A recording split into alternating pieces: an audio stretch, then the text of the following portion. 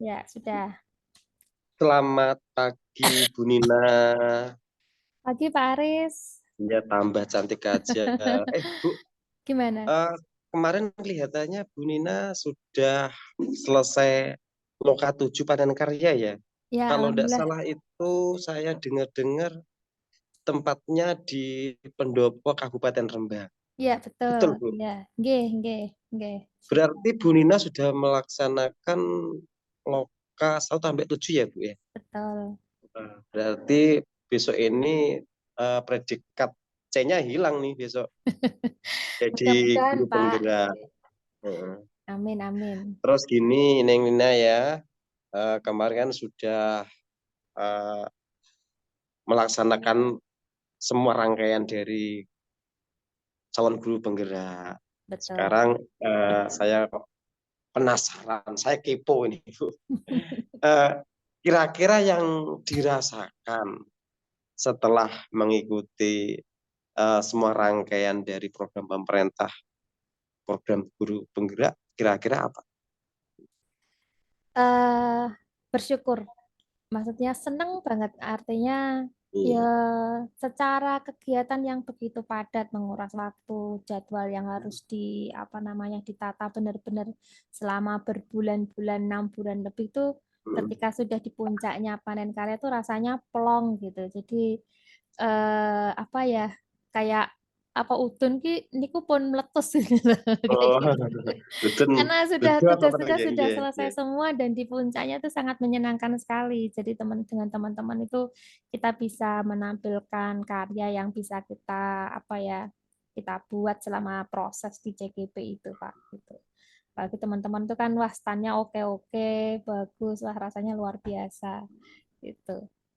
Apalagi kemarin Rasanya Pak, saya sempat jadi ini loh Pak, apa namanya, mewakili teman-teman untuk menyampaikan praktik baik. Wah itu juga salah satu wow, gitu, bisa keren. diapresiasi gitu, gitu Berarti Pak. iya kemarin kelihatan yang itu ya masuk di radio R2B itu ya Bu, itu Bu Nina ya? Ya itu kebetulan Wah, ada wartawan pas datang itu, iya, dan kan karena ada luar Pak Bupati biasa. kan, jadinya Mm-mm. dari R2B juga meliput gitu. Itu yang dirasakan nih ya, Iya, rasanya plong karena kegiatan sudah selesai. iya Nah betul. sekarang yang didapat apa? Kok gak kepo Eh, lagi nih saya ini. Mm. Banyak. Kalau dari event yang pas loka itu, yang pas panen karya, itu kita bisa Mm-mm. melihat secara langsung hasil dari teman-teman.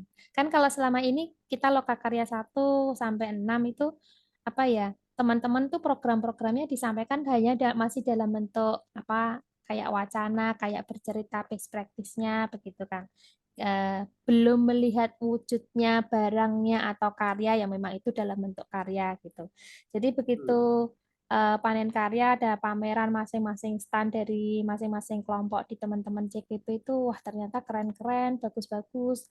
Programnya juga kalau di ATM lumayan ini banyak. Jadi kayak kayak kita tuh beneran panen gitu loh. Kayak ya misalkan saya nanam mangga, yang lain nanam apa dondong, yang lain nanam itu kayak kita bisa icip-icip. Oh seperti ini, oh seperti ini. Rasanya ada banyak pelajaran yang bisa kita dapat gitu dan itu memberi kita inspirasi apa saling ini aja saling apa namanya saling bertanya kan pada saat itu di stand itu ini kok bisa gini gimana ini apa maksudnya tujuannya dan itu kayak oh iya saya bisa lakukan ini di sekolah gitu.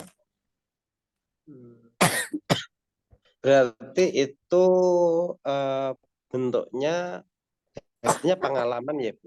Iya, Ada enggak yang hasil yang bentuk nyata dalam bentuk barang dari hasil CGP ini?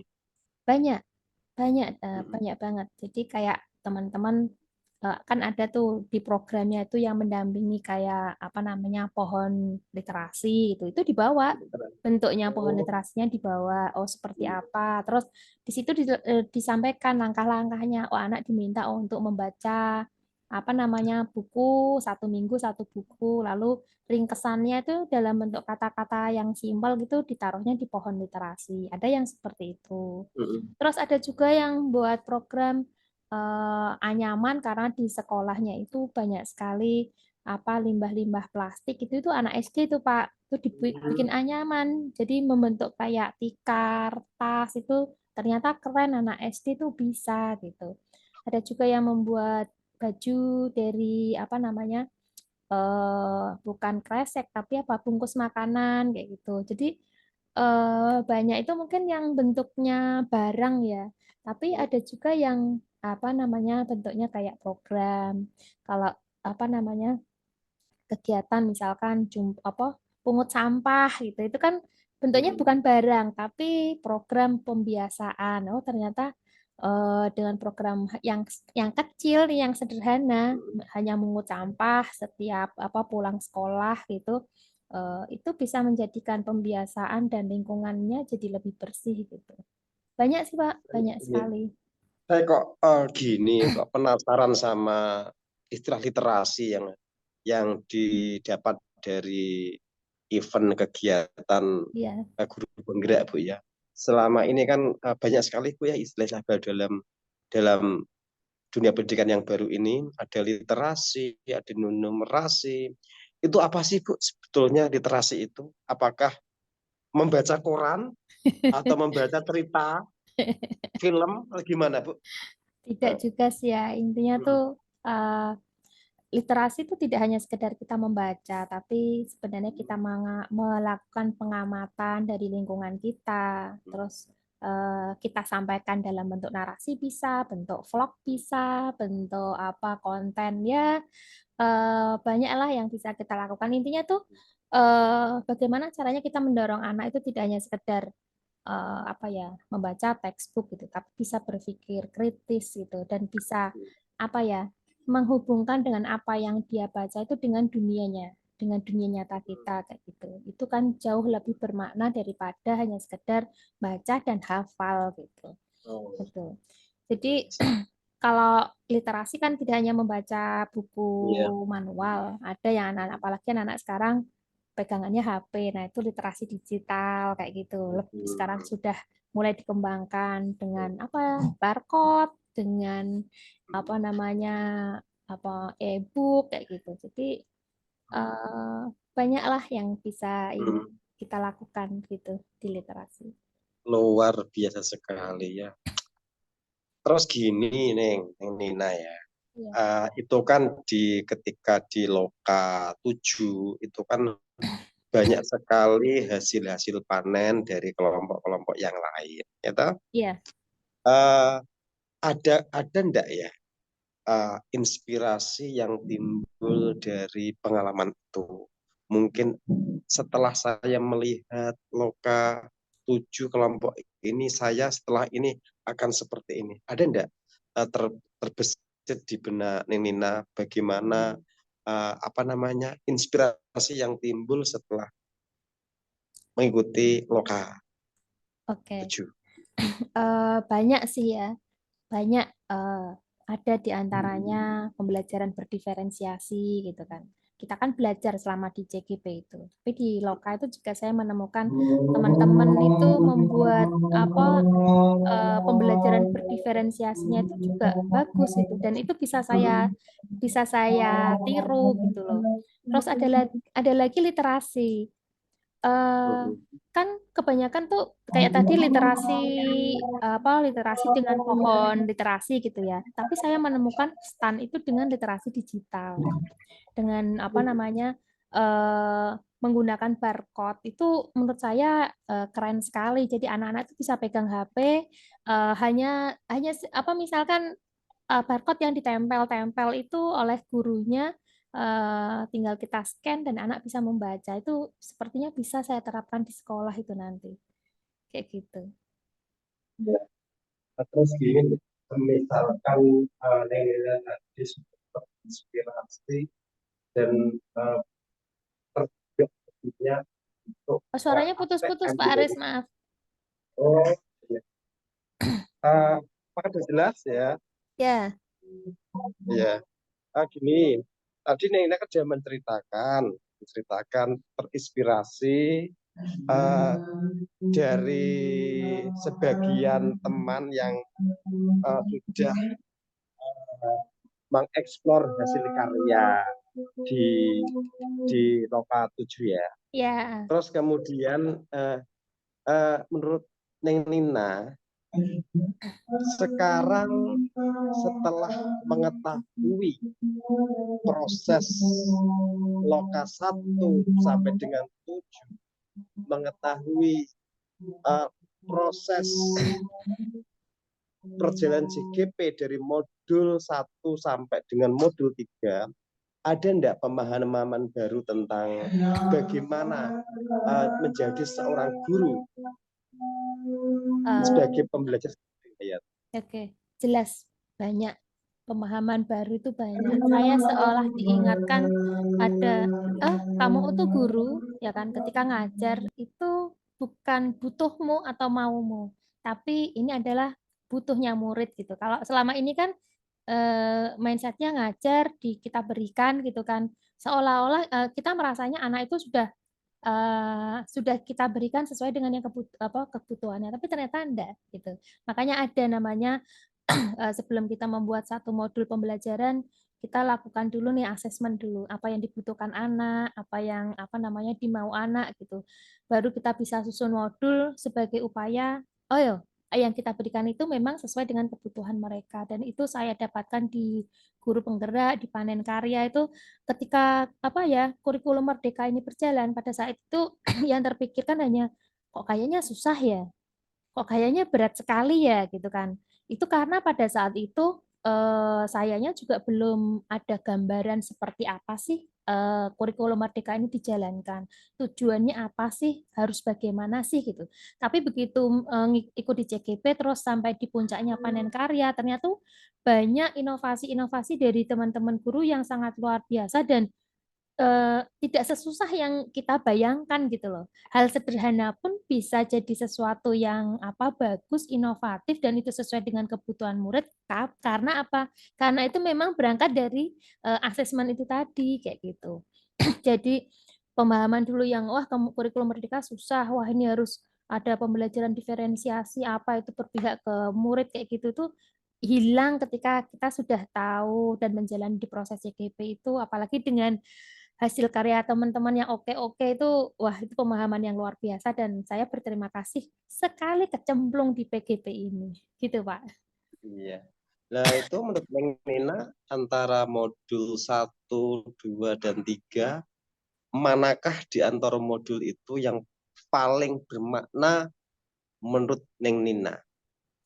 Yang paling bermakna itu Bermakna. program yang berpihak pada murid. Karena menurut Kulo ya kan, kita belajar memahami tentang filosofi KHD, disiplin positif, pembelajaran diferensiasi sampai aset gitu kan, sampai coaching ini. Pada akhirnya ya kan, apalagi sebagai guru penggerak, pada akhirnya kita tuh diminta sebagai guru untuk bisa membuat satu program atau kegiatan yang itu tuh bermakna dan berdampak untuk anak. Kita punya banyak teori, kita tahu banyak hal, tapi kalau apa yang kita lakukan tidak berdampak positif untuk anak, tidak berpihak untuk anak, juga untuk apa gitu. Jadi kayak seolah-olah itu gong dari keseluruhan rangkaian pembelajaran di CGP. Gitu, Pak. Oke.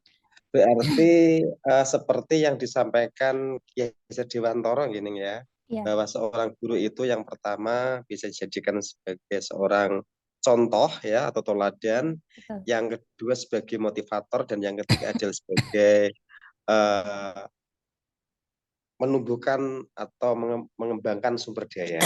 Gitu ya. Betul. Terus kemudian gini, setelah tadi diceritakan dari awal sampai sekarang itu, saya kok kepengen tahu kira-kira langkah kedepannya apa? Langkah kedepannya setelah mengikuti rangkaian guru penggerak sampai dinyatakan jadi guru penggerak. Oke. Langkah ke depannya yang jelas tidak hanya setelah menjadi guru penggerak, tapi sebenarnya pada saat menjadi CGP kemarin pun, pada saat berproses, saya tuh setiap kali dapat modul, saya share tuh sama teman-teman. Jadi langsung dipraktekkan gitu. Harapannya biar teman-teman di sekolah itu semakin banyak memahami apa sih tujuan dari program guru penggerak ini? Biar memahami bagaimana aplikasi dari apa namanya kurikulum Merdeka itu harus seperti apa kita ke anak-anak kayak gitu. Dan alhamdulillah teman-teman itu antusias gitu. Jadi dari apa yang saya lakukan, teman-teman melihat dan kayaknya kok asik ya gitu. Akhirnya mereka ikut gitu loh, tanpa kita paksa tuh ikut. Jadi teman-teman ada yang ikut di CGP angkatan 8, 9 dan ini 10 insya Allah. Jadi buat saya itu luar biasa dan ya pengalaman yang saya nggak akan lupa salah satunya gitu. Terus gini Neng, saya lihat di peta ya, di peta tentang sebaran guru penggerak. Ya, Ini kelihatannya kok Pancor paling sedikit. Kira-kira ada enggak? Ada kiat-kiat ke sana enggak? kalau Untuk Prof, apa namanya, mengajak teman-teman biar nanti Pancor itu punya komunitas yang mungkin bisa dibanggakan di Kabupaten Rembang. gitu ya. Kalau Iya. Pancur itu kan memang ini ya, tidak ada SMA satu, Iya, nggak ada iya. SMK gitu kan. Itu kan semuanya ada di SD, SMP kayak gitu.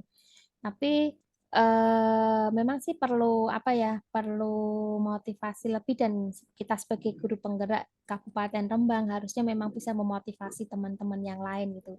Tapi mungkin kalau Pancur secara umum sedikit ya Pak. Tapi kalau di sekolah saya dari 18 guru itu ada satu PP, satu CPP, tiga apa calon guru penggerak yang sedang berproses itu sudah 25% ini Pak.